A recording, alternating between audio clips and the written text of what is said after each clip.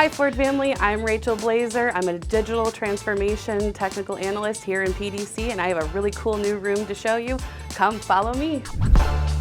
So here at the beginning of this room, we have kind of a way to set everyone as they come into the room to see the vision, the plan, and the program milestones, and then how we're going about doing this with the different work streams that you'll see as we go around the room. So here in this room, we have the project evolution. The vision with this is to evolve the DNR role. And with this, we're saying for DNRs, we're going to go with more design and less release. And to do this, we're taking the tool of 3DX and implementing that throughout product development.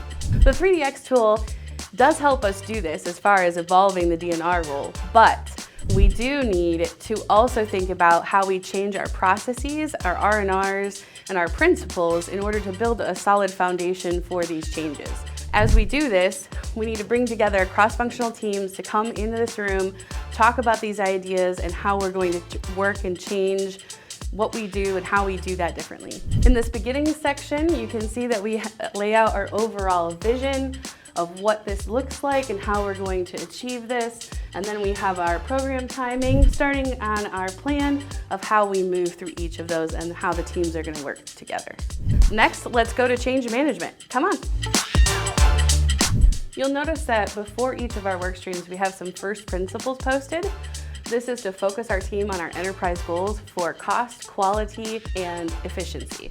Our workflow in this room is to have the teams come in, and as we go through each section, we come and ideate around the processes and R&Rs, talk about the changes and how we think about what we might change, different ideas, and work through those processes together. The team has gone through and defined a future state where they're trying to have the DNR not be the lead champion for every single change and evolve that DNR role again to give them more time to work on design rather than constantly leading every single change. This new way of working also better enables the CPE and program to make better decisions through improved impact analysis. Next, we have cost, and it's next to change management because we like to flow things that are similar, and there is a pattern to how we have this set up. So as we go around the room, there are connections between the work streams.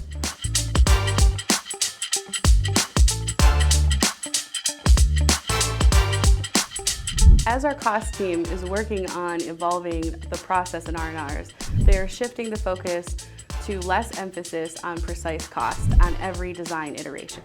This includes redefining process along with roles and responsibilities. Some examples are less emphasis on precise cost management ahead of every design iteration, changing R&Rs by having purchase lead negotiations, and cost estimating will provide should cost estimates that are then used for change approval. From that, DNR will work with the negotiated cost and optimize designs to balance content and affordability objectives. From cost, we go right to bill of material.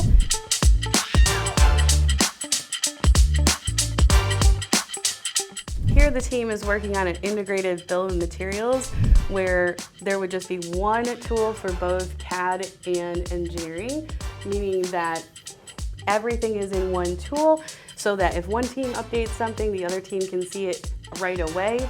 One tool for everyone, one single source of truth. All right, from bill of material, we move into sourcing.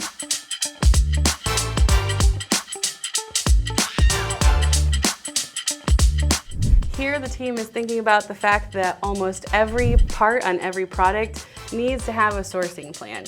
To do that, end item parts get put into containers. Containers are sent out to suppliers for quotes, and they're thinking about how we might change that process in the future.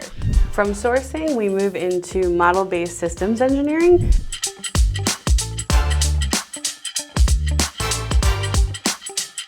Here, they are leveraging SysML and MagicDraw to model architecture and behavior. The team has defined this roadmap that shows how the data goes from the SysML model in MagicDraw to the 3DX tool in CAD. In doing this, this moves us away from keeping our quality history like FMA documents in things like Excel or other tools and puts it all in one place, one single source of truth. So from model-based systems engineering, we now move into product definition.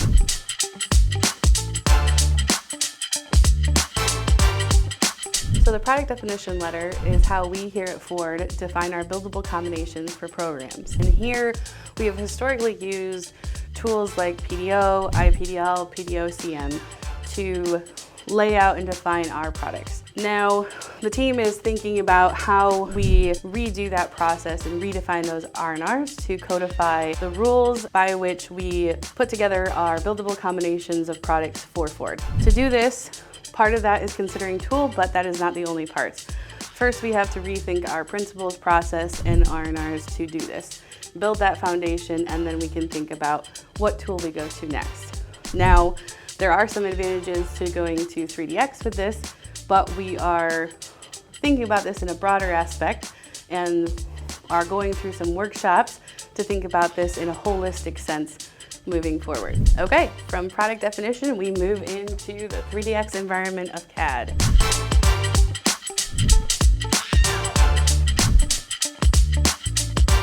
So here, the whole idea when moving into 3DX is that not just CAD designers or DNRs are using CAD anymore.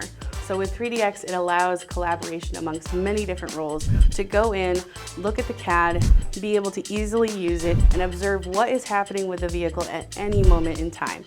It also allows for a single source of truth and understanding what is happening with that program. Moving from CAD, we go right into CAE.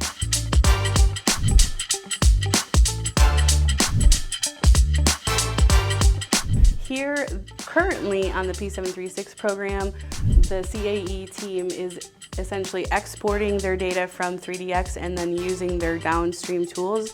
But in the future, the whole idea is that they would be doing their work in 3DX, updating their data, doing their simulations right in the tool as well. This allows a seamless sharing of data between CAD engineers and CAE all simultaneously. All right, from CAE, we go into KPIs.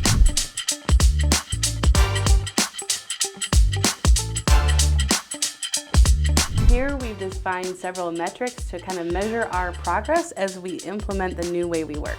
Here we have cost, people, and delivery.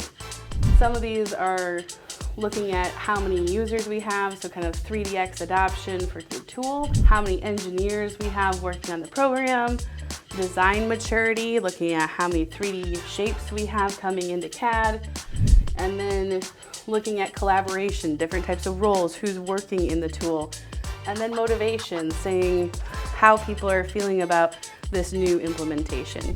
Thanks for visiting the D&T Energy Room. Now it's time to get back to work.